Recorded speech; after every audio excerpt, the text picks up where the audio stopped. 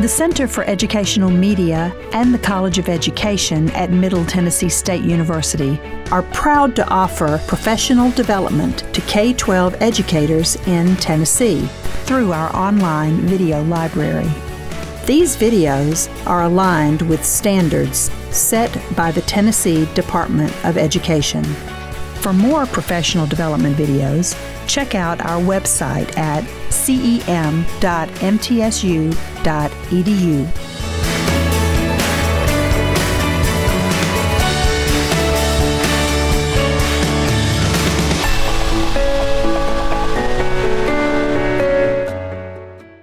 Welcome to the School Counselors Collaborative at Center for Educational Media, MTSU's College of Education.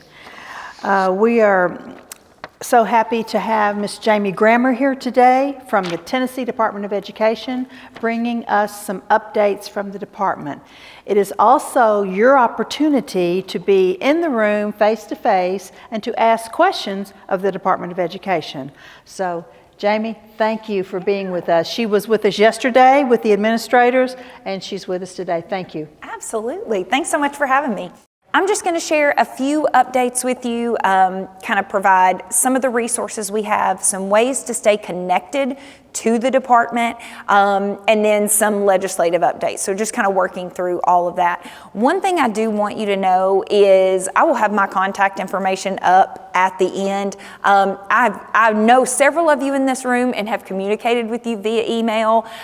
Jordan's waiting on an email response right now from something he sent me this week, but please email me, please connect with me. I want to know the questions you have or issues that are coming up or things that are happening, because more than likely, and this is something I used to say when I was in the classroom as well, if you have a question, someone else probably has that same question. So reach out to me. Like I said, my contact information will be at the end. So you can't use AI. That's something the department says. So we're going to talk about some legislative updates, like I said, some resources, how you can stay connected, and then I'm going to have a QR code. The slide deck is full of QR codes. But I'm going to have a QR code really at the end that is, it's not a survey in the sense of, well, how did she do? What did you think of what she said? It really is for feedback. I really want to know, how can I support you? What ideas do you have for school counselors across the state? What other resources do you need that maybe you're not being provided? And we've gotten a lot of information today.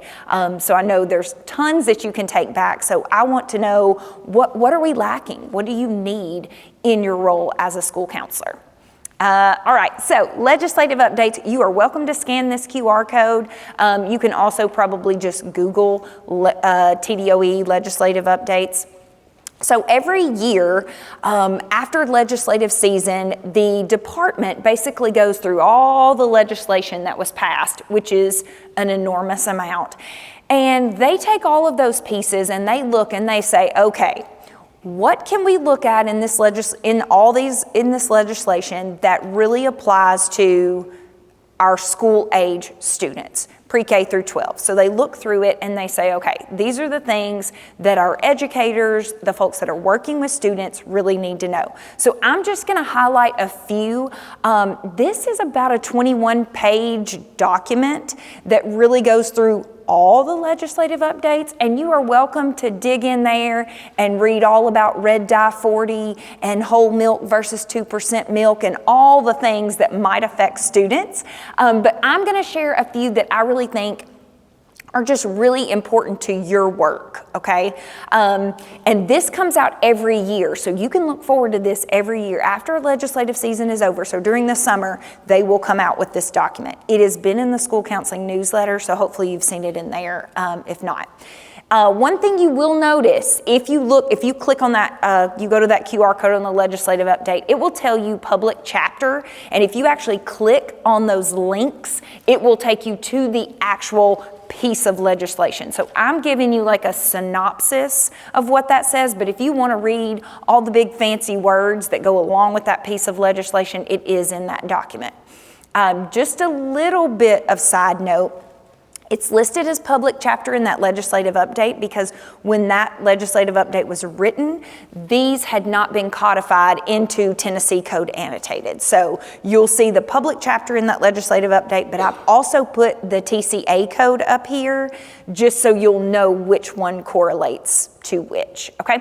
So the first one is Public Chapter 215, and that is concerning threats that are made at the school level. And basically that updated language is just if there is a credible threat that is made, that the school must notify parents or guardians within 48 hours, okay? So it's not a, hey, we received a credible threat, but nothing happened, we were able to resolve it, it's all fine, no harm, no foul. You still have to let the parents or guardians of the students in that particular school know that a threat was received, okay? So that's 48 hours for the individual school. It's not district-wide. It is only the students in that particular school where the threat is received, all right?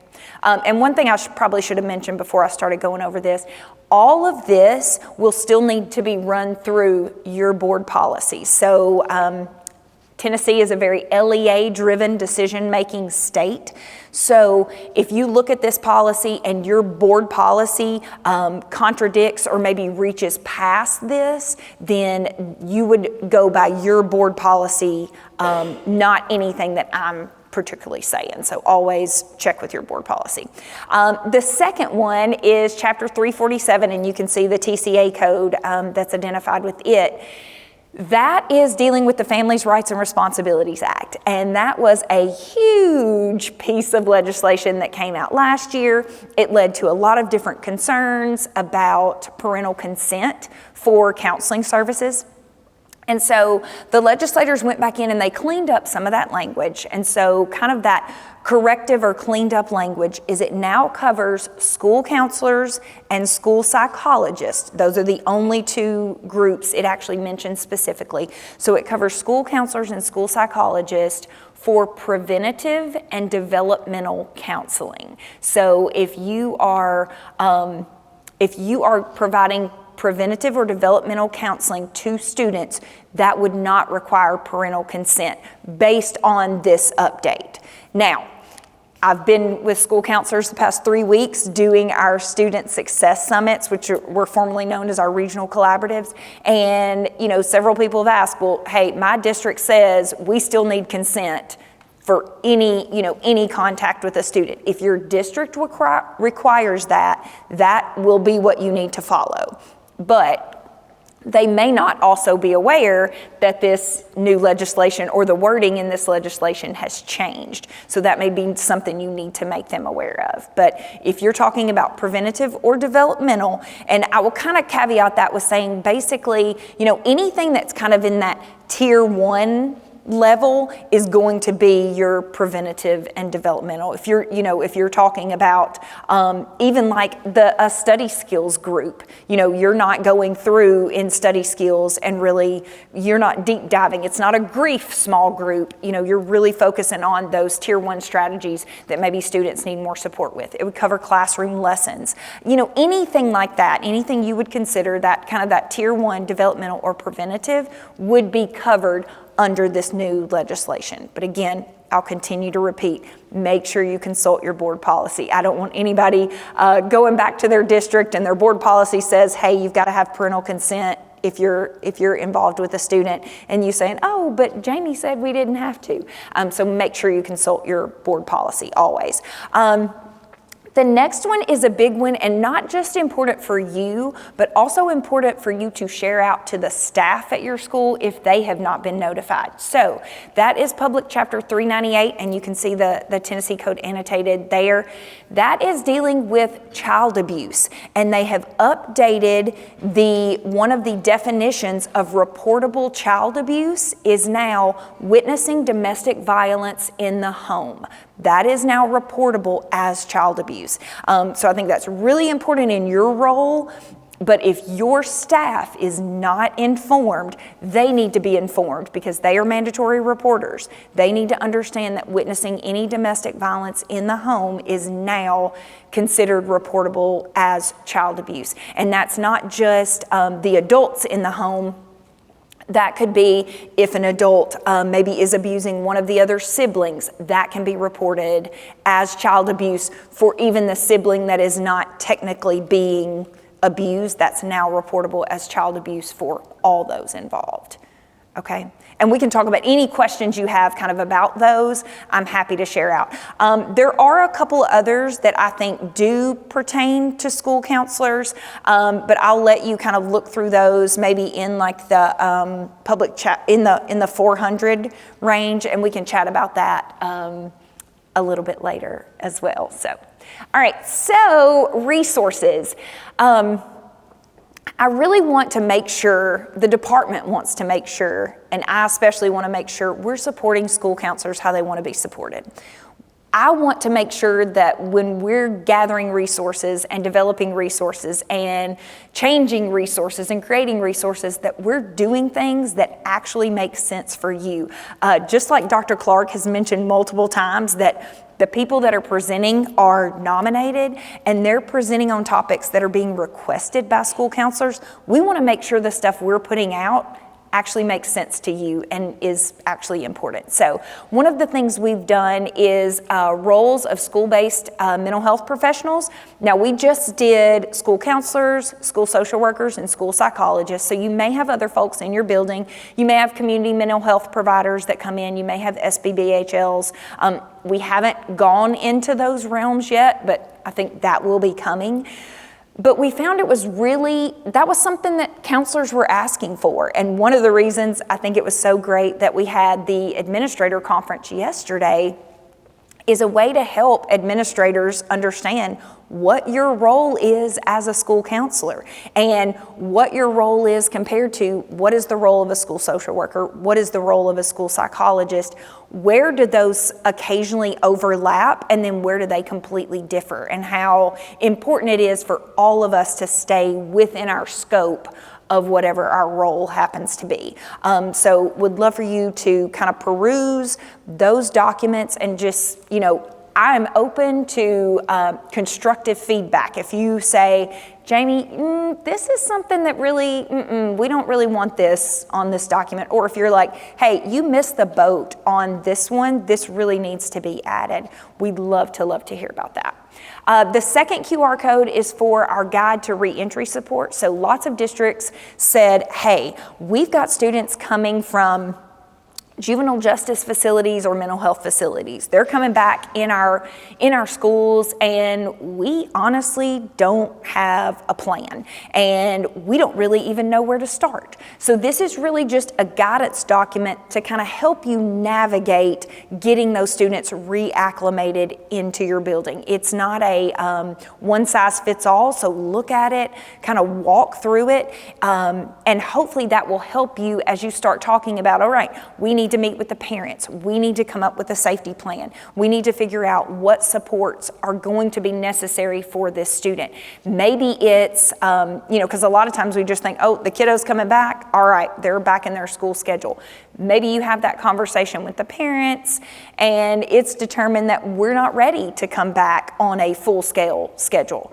So how do you navigate those things? That document kind of walks you through everything you kind of need to think about before a student re-enters. And then that last QR code on the screen is Trauma-Informed Discipline Guide. Kind of like I mentioned earlier when we were doing the Q&A session for the first session is, we do a lot of work with building strong brains and 6 pillars. So we do a lot of the ACEs and positive childhood experience. And one of the big things we talk about is using discipline to teach, not punish. And the goal when you have discipline for a student, because we know students have to have consequences, but the goal is really to teach a different behavior, to teach for a different outcome. Because if every time this student is doing this and they're getting ISS and they're just continuing this behavior and continuing to get ISS, and we're not actually addressing the root of it and kind of teaching them the strategies to maybe not get in the kind of trouble they've been getting in, and all we're doing is doing that punitive side, then we're really not ever going to change the behavior, and that cycle's going to continue. So this just gives you, if you're kind of ready to dip your toe and start stepping into that trauma-informed discipline where you're not moving in so much of a punitive way, this is a nice little document that'll kind of get you started and get your foot in the door. All right, and more QR codes. I told you we're heavy in QR codes. Ways to stay connected with me and through the department and to other school counselors. My newsletter. I would love for you to subscribe to the School Counselor Connection. I try to put anything that is related to school counselors. The MTSU events are advertised in the newsletter. Our Student Success Summits that we partnered with PWCMR team, formerly CCTE. We partnered with them and partnered with THEC to really bring you like an all-day summit. I think the plan is to do those again in the spring, so we would love to have you join us for those, and those will be in the newsletter so you can keep up. The second one is for the listserv. This is one of those things, I don't send a ton of mass emails.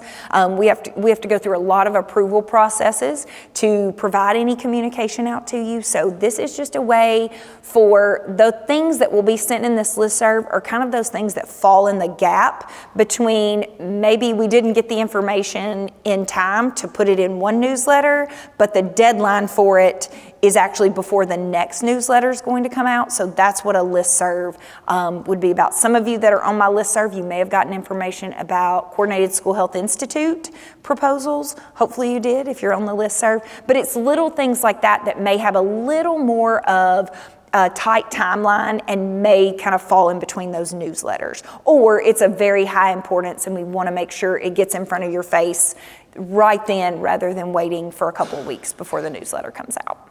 All right. The next thing is the school counseling teams page. I would love for you to join the school counseling teams page and get involved with the teams page. When I started it last year, it was not really a place where folks posted. It was really just the Jamie Grammer show of posting things. I might get a like or a heart or thanks every now and then, but I decided, okay, let's open it up to school counselors across the state and see if we can really get some more traction. That teams page, what I really want it to be is a place where you can share ideas, you can ask questions, you can put in resources, and you can get feedback in a very quick way. And, how many of you really get the opportunity to network outside of maybe an event like this or maybe Scally? How many of you get an opportunity to network with counselors from across the state? Most of the time, it's very much, even with my summits, they're regional because, we want to keep you from having to travel so far. So you don't get a lot of time. If you're over in far East Tennessee, you're not going to be connecting with the folks in West Tennessee. So this teams page is really a spot where I'm hoping counselors from across the state can really share ideas. And if you've got something and maybe, you just want some support with it, you don't know, you've contacted everybody that's kind of around your region, those contacts and everybody else is like, yeah, I've never dealt with that. I don't know how to handle that. I'm not sure what I would do in that situation. There's probably somebody throughout the state that has dealt with that. So throw that on there for people to kind of give you feedback. I think it'll take a while for that kind of to take hold. So I'm not thinking that like by next week we're just all going to be chatting on there all the time. But I do want that to be a place where you can get resources from me, but you can also get information from counselors throughout the state. Because I think that's a big part of a piece that we miss as school counselors, especially if you're the only school counselor in your building. If you're lucky enough to be in a building with other people that do the same work you do, you may get that nice networking and collaboration. But a lot of school counselors are the only one in their building, and so they kind of live on that island. So I want this to be a place where all the islanders can kind of come together and be together. The last QR code on here is the School Counselor Regional Response Team. And basically, I decided to get that started because I know you are the first responders in your district when something goes awry. When there is a traumatic event, when there is a crisis, you're the one that they call on. You're the one they lean on for support. The teachers, the administrators, the students, everyone kind of leans on you. So this was just a way for me to kind of gather school counselors from across the state that are willing to push in and support the adults and the school counselors in the building. So let's say Jordan has something going on in his school community, and he's there supporting the students and supporting the staff and doing all the things. The folks around him that were willing to respond could come in and help support him. Make sure he's eating. Make sure if he needs a hug, he gets a hug. Make sure he's checking in on himself because he's probably, that compassion fatigue, it's a real thing. So he's probably not taking care of himself. And having people come in and support him and stand with him is, I think, really important, especially when you're in those tough situations. So if you're willing and able to do that, I know that's a big ask. And you may not be able to. You may have personal constraints, family constraints. You may have something that's going on that you'd love to be able to support, but you just don't have the bandwidth right now, and that's okay too. But we want to be able to provide as much support as possible to our school counselors. So we'd love for you to join that. And it gives you, when you fill out the form, it kind of asks you, like, where would you be willing to support? And just to be clear, if you're called upon and you can't do it, then that's okay too. It is truly optional. But I would love for you to be a part if you're interested in that at all. And I'm gonna keep those up for just a second, just in case you need to scan. Okay, shameless plug for our Coordinated School Health Institute. We want you to be there, but first and foremost, we want you to present. We have had 2 phenomenal presentations today, and if you have information you want to share, we want you to share it. So our Coordinated School Health Institute is March 4th through 6th. It's at the Renaissance in Nashville. This link will take you to the request for proposals. That deadline is November 14th. So if you are watching this at a later date, that deadline will have already passed. But those of you in person and online, if you've got a great idea, we're not looking for your full proposal right now. We just need, like, kind of bare bones, what you're thinking about for your proposal. We would love to have you present.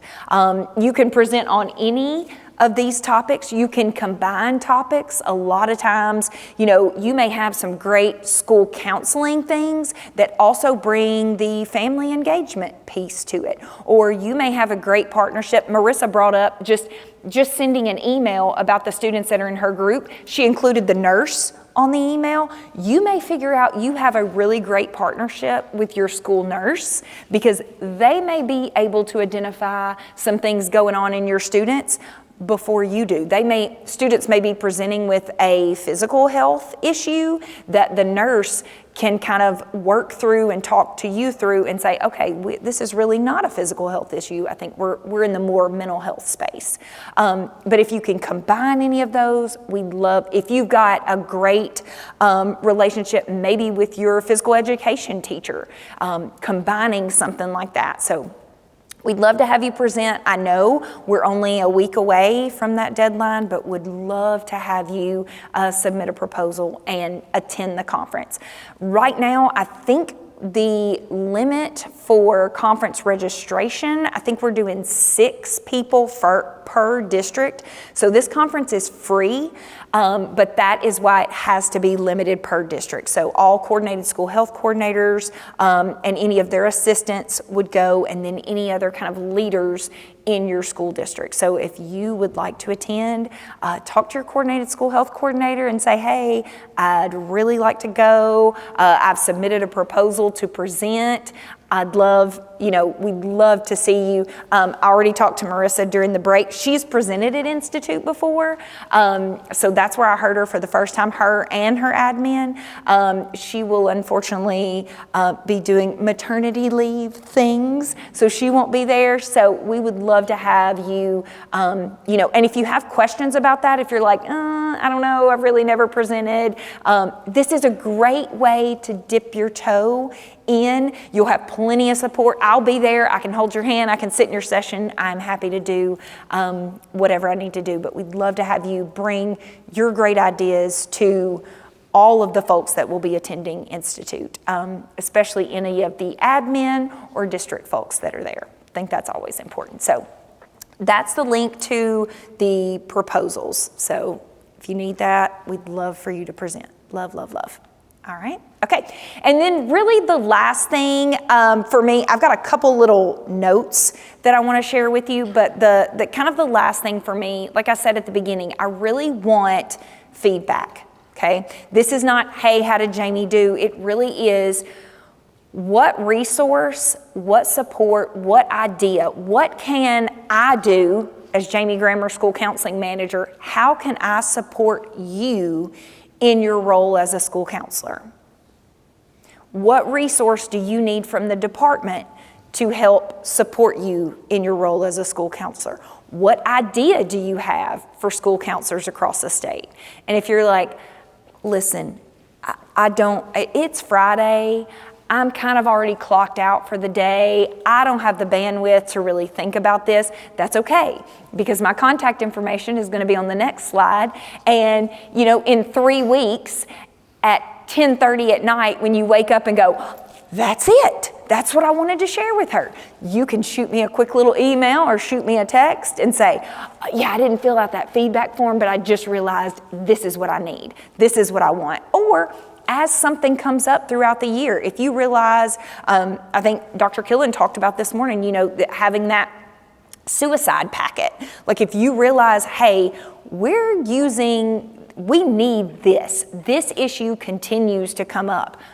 Perfect. We'd love to address it. It's just like, that reentry guidance document. That came about because districts continued to say, hey, we're not exactly sure what to do. Can you provide us with some guidance on this? So anything, any kind of idea, and I tell people all the time, my job is to be your point of contact at the state level and support you in the way you need that support. So if you have a question, and I'm going to use Jordan as an example again, he does not have any problem emailing me and saying, hey, Jamie, I know this is probably not you, but I'm perfectly fine getting those emails. I want you to reach out. I do not want you doing the legwork of trying to figure out through 6 different people who you need to contact.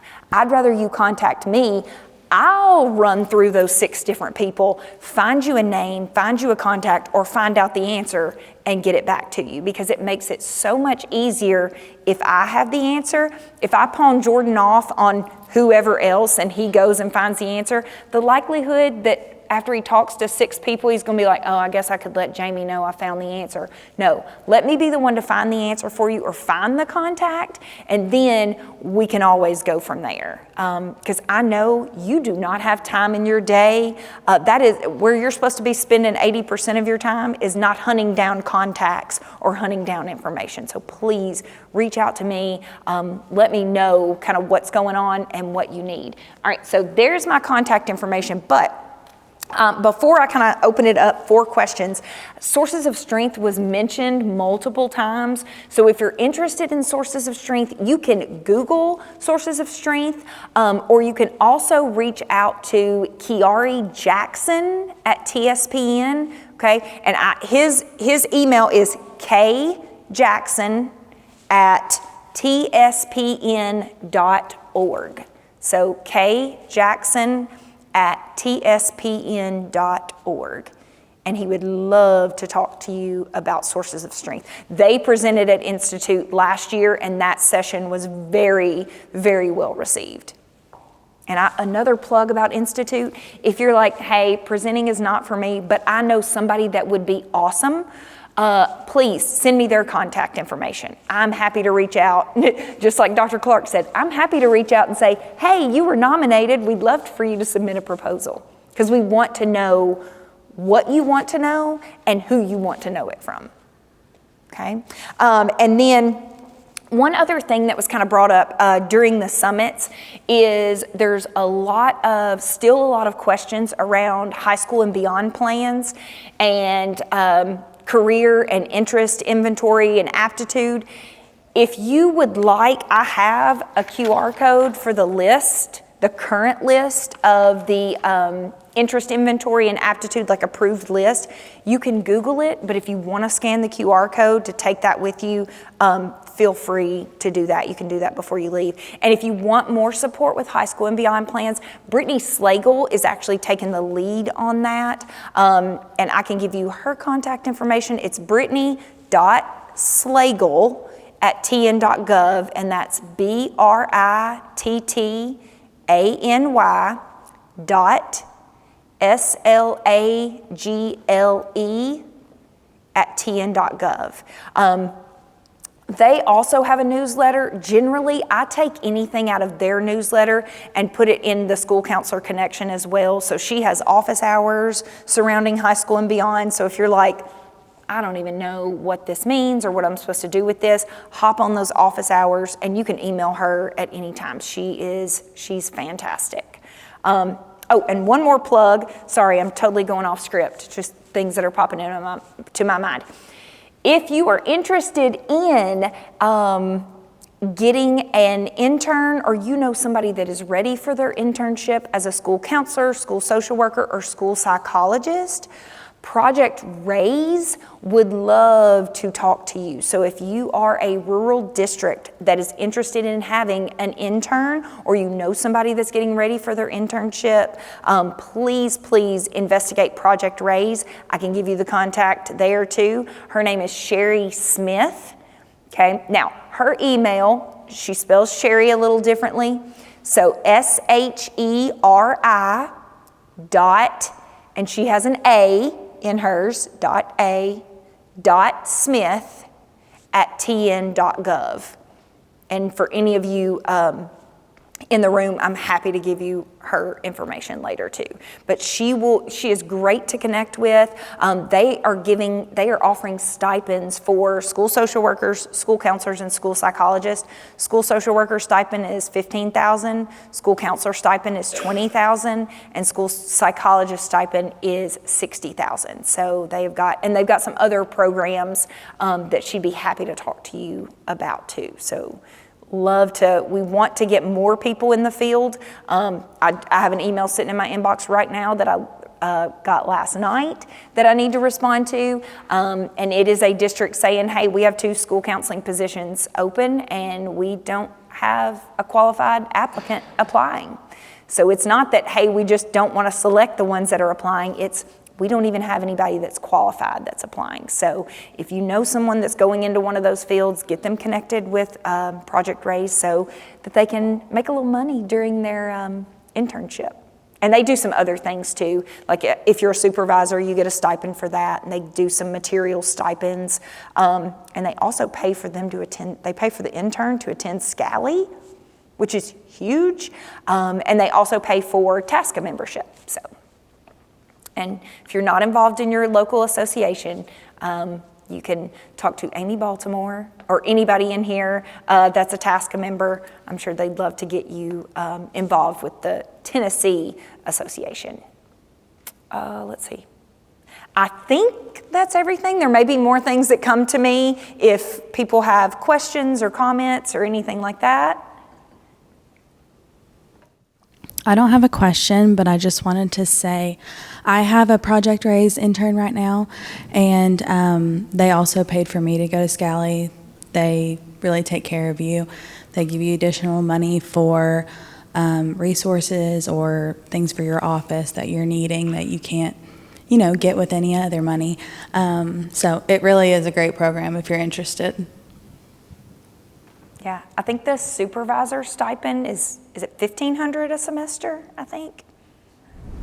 And not including all the additional Yes, and there's PD, like they offer free professional development. Now, you don't have to be an intern or a supervisor. You just have to be in a Project RAISE district to be able to access that PD. So yeah, they would love to have you, get involved in that. And if you, like I said, if you've got anybody that you know that is in either of those three fields, get them connected to Sherry. And so rural district, is there a particular definition, or is it their call as to what is rural? They look at, in like the TISA guidelines for, I think it's sparse and weighted. Is that what, it's sparse and I think weighted is what it's called. Don't quote me on that. But it's what's considered rural in terms of TISA. So, and if you Google, based on the U.S. Census data, possibly, yeah. If you Google Project RAISE, it will show you a list of districts that are currently involved, and your district may technically be involved. They may have an intern that's somewhere else, in your district. It may not be your particular school, but they'd love to have you. Hey, so I just want to thank you again for representing and being an advocate for us. Sure. Interesting topic. So on the Coordinated School Health Institute, staff wellness. I think that's very important. It's kind of ironic here at MT. I'm sure they take care of their staff, Fortune 500 companies. I've been in the school system 20-something years, and that's something we talk about all the time.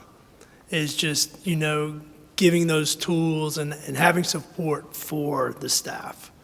I think that's a really good topic that could be touched upon. Yeah, and I would love to have you share, in terms of your role as a school counselor, how do you support staff wellness? Are there things that you do? Do the staff come to you with their concerns? I know, especially when I was a high school counselor, I would have folks, they're like, okay, I need you to be my counselor for a minute. I'm talking about the adults. Okay, I'm not really qualified for that, but come on in. I can be a sounding board and a listening ear. But yeah, staff wellness is huge. That coffee mug that they're giving you for your 20 years of service is really not going to push you through the day. Yeah, hugely important.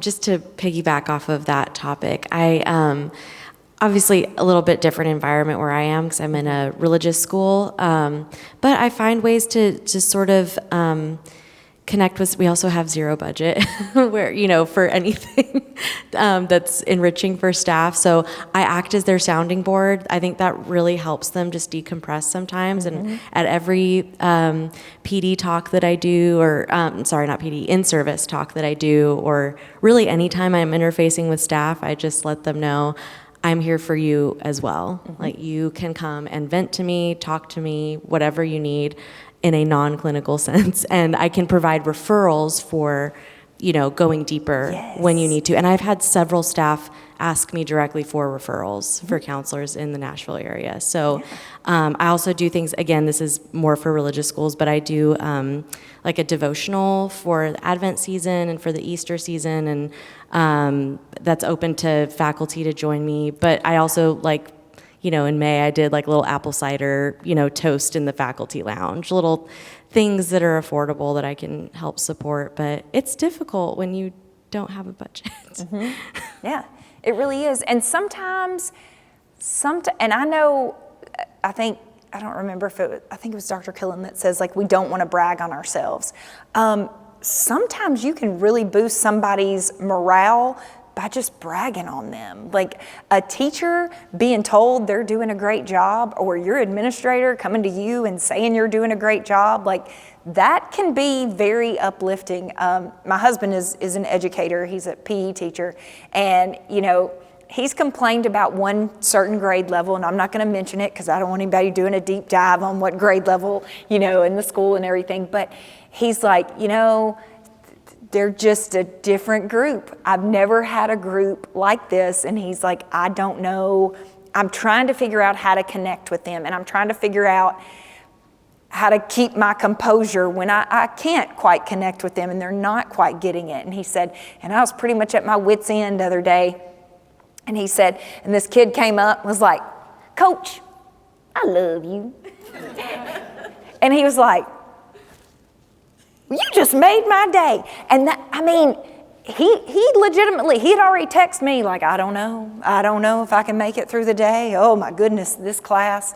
And then all it took was a kid, I love you. It all turned around. Now, is that going to get him through every day of the year? Probably not, but sometimes you just need to feel important and supported and like you're doing a good job, so.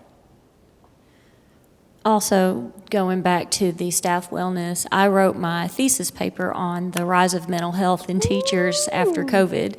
And so I know in my paper and in my research, it was little things. It doesn't even have to be big, huge things. Every email I write to teachers, I always thank them, tell them how much I appreciate them and all their hard work.